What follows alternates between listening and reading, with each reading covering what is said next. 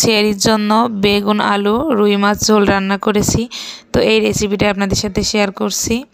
তো আমি বেগুন আলু রুই মাছ ঝোলটা যেভাবে বাসায় করি সেই রেসিপিটা আপনাদেরকে দেখাবো। তো আমি চলে যাব এখন রান্নায়। তো রান্না করার জন্য আমি চুলায় একটা কড়াই বসিয়ে দিয়েছি। এখন কড়াইটা গরম হয়ে আসলে আমি এখানে পরিমাণ মতো তেল দিয়ে দিলাম। তেলটা গরম হয়ে গেলে এখানে আমি একটা পেঁয়াজ কুচি করে দিয়ে দিলাম। এখন পেঁয়াজটা লাল লাল করে ভেজে নিলাম। পেঁয়াজটা লাল লাল করে ভাজা হয়ে গেলে আমি এখানে বেগুনটা রান্নার জন্য যতটুকু পানি প্রয়োজন ততটুকু পানি দিয়ে দিলাম। পানিটা দিয়ে এখানে আমি স্বাদ মতো লবণ, একটু হলুদের গুঁড়া আর কয়েকটা কাঁচা লঙ্কা চিড়ে দিয়ে দিলাম। দিয়ে ঝোলটা ফুটে আসলে আমি আগে থেকে যে বেগুনটা কেটে ধুয়ে রেখেছি সেই বেগুনটা ঝোলে দিয়ে দিলাম। দিয়ে খুব ভালোভাবে নাড়াচাড়া করে নিচ্ছি।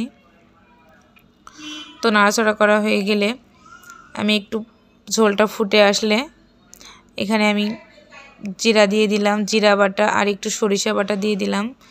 তো আমার মশলা দেওয়া হয়ে গিয়েছে। তো আমি এখানে কোনো রসুন বাটা দিব না, কারণ বেগুন রান্নায় রসুন দিলে গন্ধ লাগে, এই জন্য রসুনটা না দেওয়াই ভালো। তো মশলাটা দিয়ে আমি আবারও খুব ভালোভাবে নাড়াচাড়া করে নিচ্ছি। তো বেগুনটা রান্নার সময় একটু পরে পরে নাড়াচাড়া করে দিতে হবে, তা না হলে বেগুনটা রান্নার সময় কালো হয়ে যাবে বা ঠসা পেয়ে যাবে। তো আমি একটু পরে পরেই বেগুনটা খুব ভালোভাবে খুন্তি দিয়ে নাড়াচাড়া করে নিচ্ছিলাম।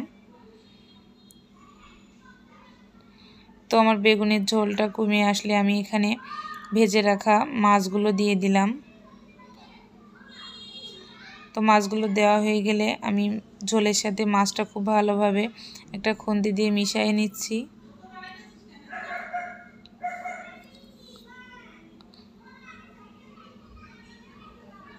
তো মিশিয়ে নিয়ে আমি আবার একটু খুব ভালোভাবে নাড়াচাড়া করে নিচ্ছি।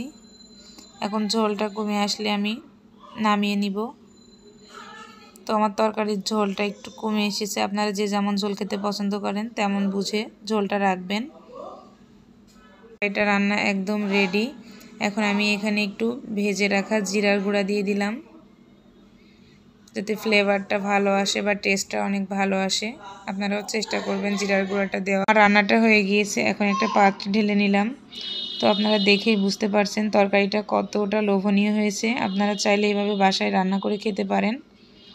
সময় একদম কম, খেতে অনেক বেশি মজা ছিল তরকারিটা। তো আমার রেসিপিটা যদি ভালো লেগে থাকে অবশ্যই লাইক কমেন্ট করে পাশে থাকবেন। আর কেমন হয়েছে অবশ্যই কমেন্ট করে জানাতে ভুলবেন না। ধন্যবাদ সবাইকে।